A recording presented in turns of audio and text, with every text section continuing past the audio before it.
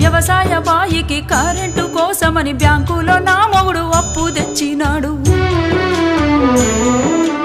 అప్పు తెచ్చిన మాట నిజమే, అది వడ్డీకి తెచ్చింది నిజమే. అప్పు తెచ్చిన మాట నిజమే, అది వడ్డీకి తెచ్చింది నిజమే.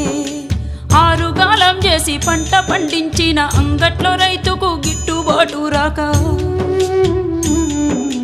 అప్పు కొంత గట్టి గడువునే కోరితి గవర్నమెంట్ ఆర్డర్ అని ఇల్లు జప్తు చేసే. అయ్యా యాడ తెచ్చి గడుదును నేను ఎవరి కాళ్ళ పడుదును, యాడ తెచ్చి గడుదును నేను ఎవరి కాళ్ళ పడుదును.